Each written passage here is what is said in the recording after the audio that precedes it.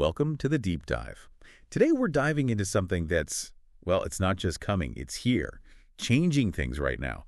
Artificial intelligence. Exactly. We've got some material here, a document actually, that really cuts to the chase on how AI is impacting, well, pretty much everything.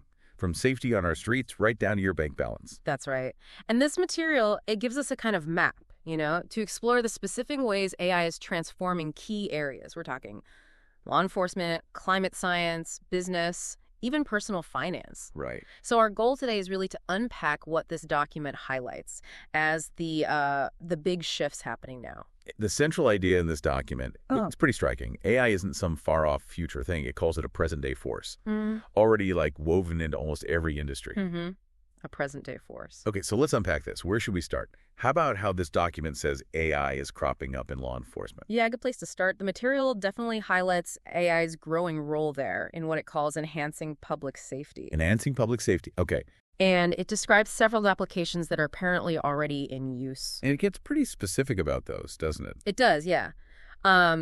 One key area the material mentions is predictive policing. Predictive policing, right? Exactly. So the idea based on this source is, well, using AI algorithms, they analyze these huge amounts of past crime data. To try and guess what happens next, where it might happen. Sort of, yeah. To forecast where future incidents might crop up.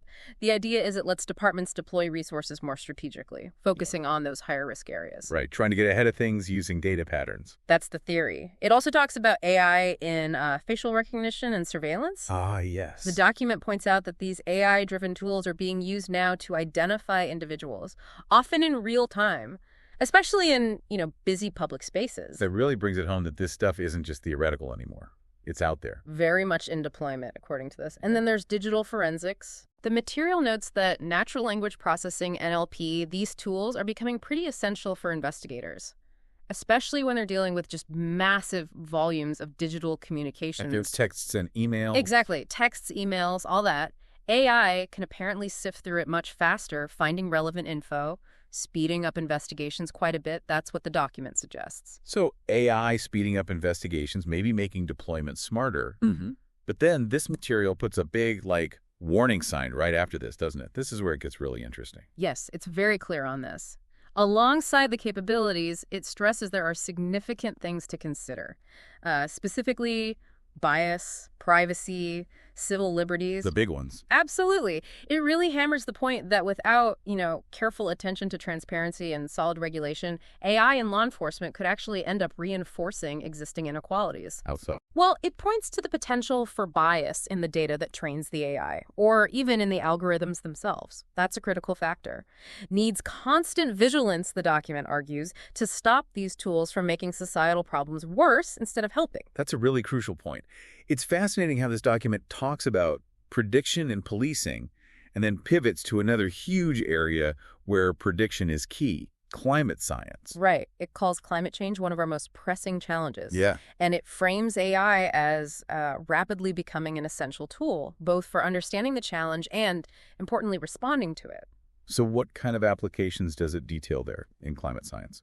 Well, the material points to AI models improving weather forecasting, making predictions more accurate, and also enhancing our ability to simulate extreme climate events. Like hurricanes or floods. Exactly, which translates directly to better early warning systems, giving communities more lead time to prepare. Wow, that capability alone. Yeah. That seems incredibly vital for global safety. It really is. The document also covers carbon emission tracking. It mentions using satellites combined with AI models. They can monitor pollution levels, track greenhouse gas emissions globally, and even help pinpoint specific industrial sources.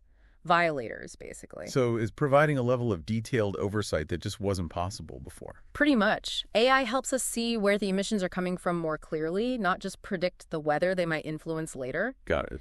And that kind of detail extends to broader environmental monitoring, too. The material talks about machine learning helping analyze ecological data, things like deforestation rates, glacier melting, ocean temperatures. So getting a clearer picture of what's happening to the planet. A much clearer, data-rich picture, yeah. It helps scientists track global environmental changes more effectively. And the document's conclusion for this section is pretty powerful. It says, these AI capabilities let scientists and policymakers make much more data-driven decisions to, mitigate risks and promote sustainability. So what does this all mean? It sounds like AI is giving us these unprecedented tools to observe, predict, and maybe even counteract some of the environmental changes happening. Yeah, it moves us beyond relying on models with maybe limited data towards having these granular, almost real-time insights. And those can inform critical environmental strategies. Okay, shifting gears a bit from the global climate to something maybe more immediate for a lot of listeners, small businesses. The document suggests AI is acting as a great equalizer here. That's a really interesting angle of the material text, yeah. It argues that AI is giving small and medium-sized businesses access to sophisticated tools that, used to be just for the big corporations with huge IT departments. Like giving a small shop its own high-tech support team almost. In a way, yes. The document gives some solid examples. Customer service, for instance. Okay. AI chatbots, virtual assistants, they can offer 247 support, handle the routine questions instantly, which apparently improves customer satisfaction, but also, and this is crucial for small businesses, it cuts down on staffing costs. Right, so customers get help anytime, even if the owner's asleep. Exactly. Then there's marketing automation. Machine learning can analyze customer behavior, spot patterns, and then personalize marketing campaigns, making them specific to individual preferences. The document notes this can seriously boost conversion rates compared to just, generic blasts. Making marketing less like guesswork and more targeted, more effective. That's the idea. AI also shows up big time in inventory management and forecasting. How so? Well, tools using AI can predict demand swings much better, helping small businesses optimize their stock levels. So less waste from overstocking, fewer lost sales from understocking. That hits the bottom line directly. Definitely. And finally, the material points to AI in financial planning for these businesses. Okay. Things like automated bookkeeping, AI-based financial analytics. They simplify complex tasks. They give entrepreneurs clear insights into their cash flow, profitability, letting them make smarter strategic decisions without needing, say, a full-time CFO. So the document really paints AI here as a kind of smart assistant for entrepreneurs. Yeah. Taking care of the tedious stuff. Pretty much, freeing them up to focus on the bigger picture innovation, growth. What's fascinating there is how accessible these powerful tools seem to be becoming, according to this source, not just for the giants. Yeah, it suggests a real potential for AI to boost entrepreneurship and competitiveness for smaller players, too. Okay, let's bring it even closer to home. The document talks about AI in personal finance, basically putting these sophisticated money tools right in your pocket. That's a great way to put it, and yeah, that's how the material describes this shift. It details how AI is fundamentally changing how individuals manage their money, everything from day-to-day budgeting to long-term investing. How does it break that down? What are the examples? It gives several clear ones. Many budgeting apps, it mentions examples like Mint or YNA. They're using AI now. Great, I've heard of those. They automatically categorize your spending, analyze your habits, can even forecast future expenses, and suggest savings goals tailored to you. It takes a lot of the manual grunt work out of tracking your money. So it just helps you see where everything's going and plan ahead, almost without thinking about it. That's the promise. Then you have robo-advisors. Platforms like Betterment, Wealthfront are mentioned. Okay. The material highlights how they use AI for automated investment advice, building and managing portfolios, helping with retirement planning, and crucially, it notes, often at a much lower cost than a traditional human advisor. Making that kind of professional level advice way more accessible. Yes. And banks, too, are heavily using AI for fraud detection. Ah, that's a big one. Definitely. The document points out machine learning algorithms are constantly scanning transactions in real time. Looking for suspicious activity, flagging it immediately is a critical security layer. Provides some peace of mind for sure. Absolutely. And one last area it mentions is AI's role in credit scoring. Oh, interesting. It suggests AI is enhancing the traditional models by looking at a wider range of data, maybe more behavioral data, beyond just your payment history. So it could give a more nuanced picture. Potentially, yeah. Which might expand access to credit for people who maybe don't fit the old standard scoring boxes perfectly.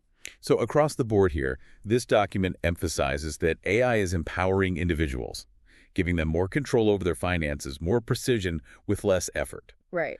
It really does sound like AI is aiming to strip away some of the complexity, the mental load of managing your own money. It's about providing accessible, often automated insights and tools The goal being to help individuals make better financial decisions. So, wow. We've covered a lot of ground just based on this one document, from predicting crime and tackling climate change to helping small businesses compete and putting smarter finance tools in our hands. Yeah. It really hammers home that initial point from the document, doesn't it? That AI is this pervasive present-day force. It does. And circling back to the final thoughts in this material, it really reiterates that AI is weaving itself into the very fabric of society, bringing, unprecedented opportunities, efficiency, safety, access across all these areas we touched on. But, and it's a big but we keep coming back to, like with law enforcement, the document brings up that essential counterpoint again. It raises ethical questions, societal challenges, things that, in its words, must be addressed. Absolutely critical. And the material's closing thought, its emphasis is crystal clear.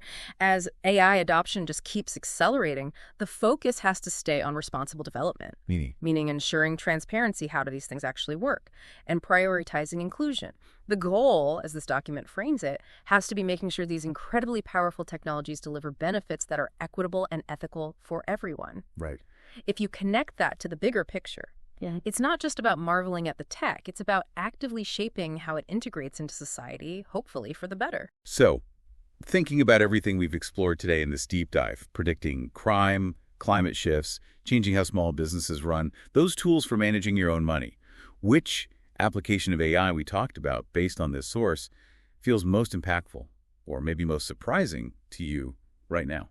And maybe, to build on the document's final point, a thought for you listening: how can you contribute to that ongoing conversation? The one about making sure AI benefits everyone fairly and ethically, especially in these areas we've discussed today.